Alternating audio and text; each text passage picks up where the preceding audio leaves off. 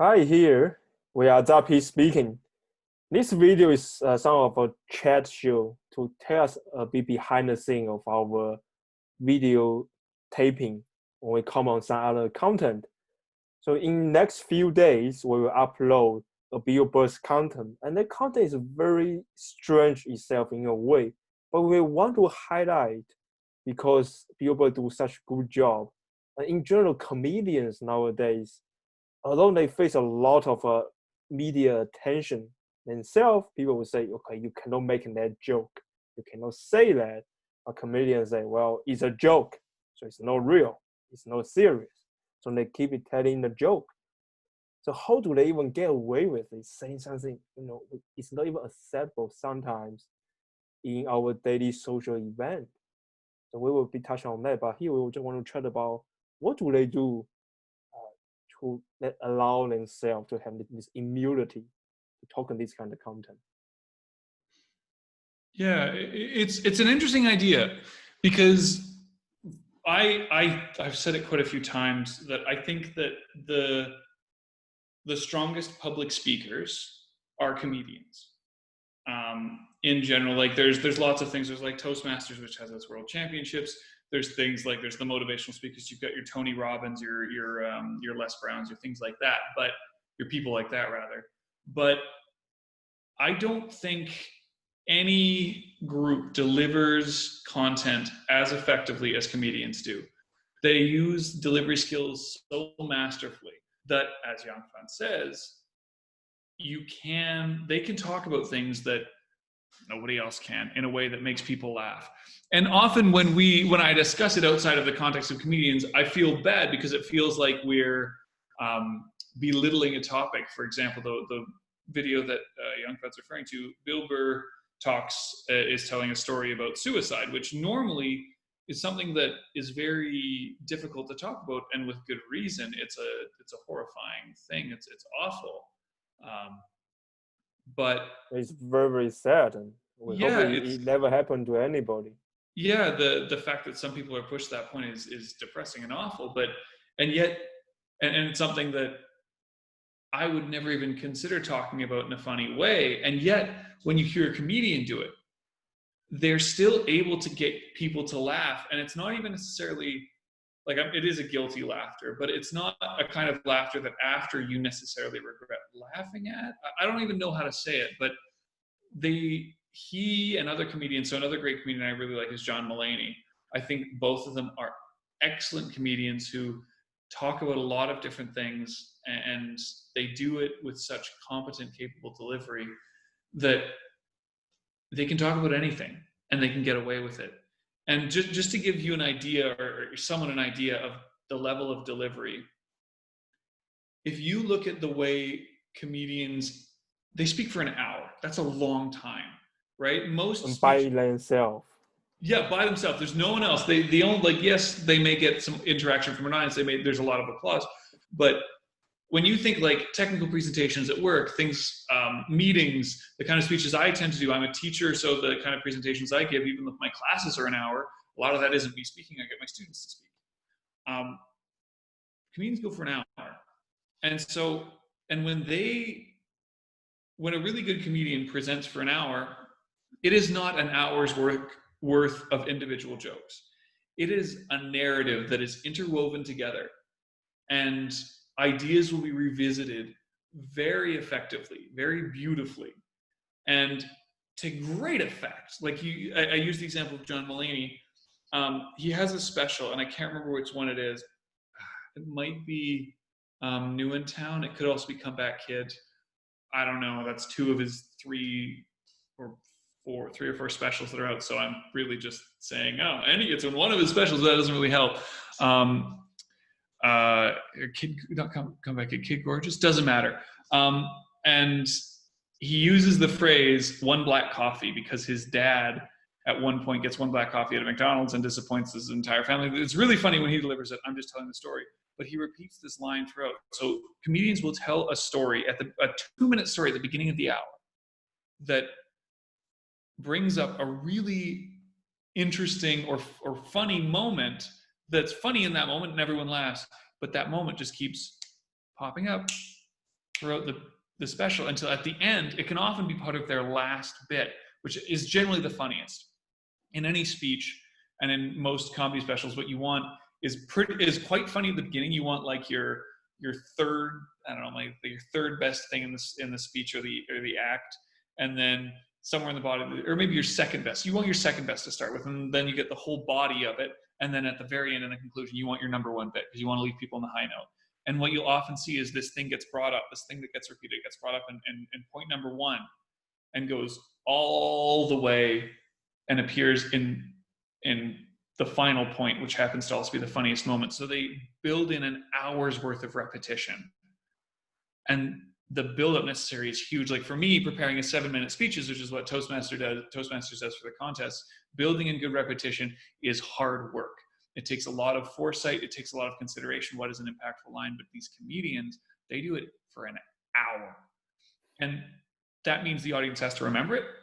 They have to remember the context of it. It has to be given new meaning in the new context each time it's used. It has to be funny each time it's used and getting funnier. It can't become just consistently funny or get less funny. It has to get funnier with each use. So knowing how much is amazing. And it's what can take something like Bill Burr talking about a really unfortunate subject like suicide, which, and when I think about it after laughing at it, I always feel a little, I definitely feel bad. And I think, oh, I almost wouldn't want people to know I'm laughing at it, but it's by using these amazing delivery things of repetition, of the facial expressions, of the pauses, the timing, because everyone has heard the phrase comedic timing, but just how important it is immensely misunderstood, I tend to think, because I see people delivering jokes all the time and they do it quickly. They don't have any consideration for timing. And what is a good joke is lost because they miss the timing. All these things together can take any, I mean, maybe not any, but almost any topic and make it hilarious. Maybe not to everybody, but to a large enough chunk of the population that a comedian can have millions and millions of followers. So it's a very interesting thing to talk about, is how comedians are probably in my opinion, the best speakers. And I'm sure there are people in Toastmasters right now who, if they saw this, they would come to my house and try and beat me to death with a shovel. But this is, sorry, that was very specific. But I'm sure you'll be safe. Comedian, they are really good in their own way. Yeah. So yeah, I've been talking for the past 8 minutes or whatever, but what are your thoughts on the way comedians do what they do? My thought is very simple. If you want to learn something, you learn from the top. You want to learn public speaking, you learn from the top performers. Mm-hmm. People who speak well get paid. And who gets paid by just speaking? Comedians and late night hosts. Mm-hmm. Two of them. And there's some other job, they need to speak, but it's not all they do.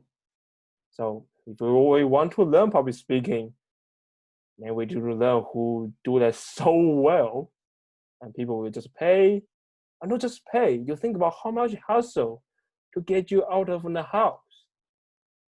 You dress up, you're a lady, put on makeup. If you're a guy, do your hair, right? Hair's messy, and you jump on the drive, go downtown, and find the parking spot. It's just impossible to find, and then sneak in. Find a seat and maybe 5 people within the seat, and you do all this and you pay $100. You want to listen to the jokes because they are so good at it. So therefore, if our channel talk about speaking and we don't talk about the best speaker, one type of best speaker out there, and we're not doing our job. It definitely. And I mean, what you were referring to with someone having to go out of the house, I'm pretty sure there's a couple comedians that do something very similar to that. And they talk about it. And it just made me think that when you look at a lot of those talent shows, you know how you'll see like America's Got Talent, Britain's Got Talent, yada, yada, yada.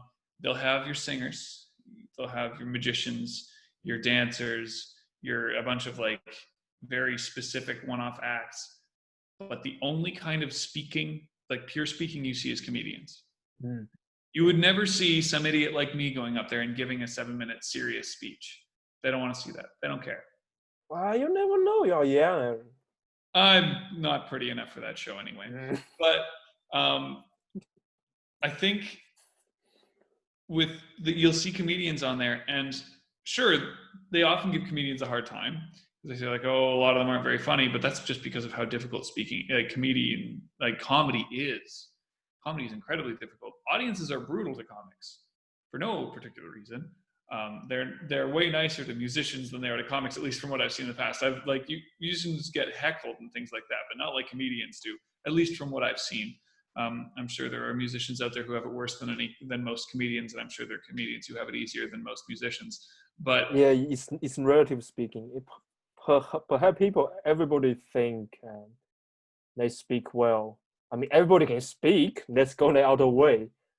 Most people can speak well. A few people can speak funny and get a message across, and that is difficult. Like you have many teachers. Everyone has many teachers that can talk about stuff for minutes and minutes. But the only teacher you remember are those are funny, and those make indent in your memory. And those teachers are not many; they are rare, and they're really, really few. They're rare.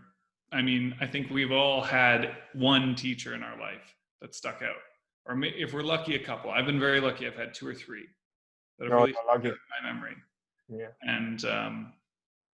And it's because, like you say, they're funny, but it's hard to even. I think when most people would see a comedian speak versus, say, like a professional speaker, like someone like I mentioned, Tony Robbins or something like that, and they'll say in general that someone like Tony Robbins is a better speaker.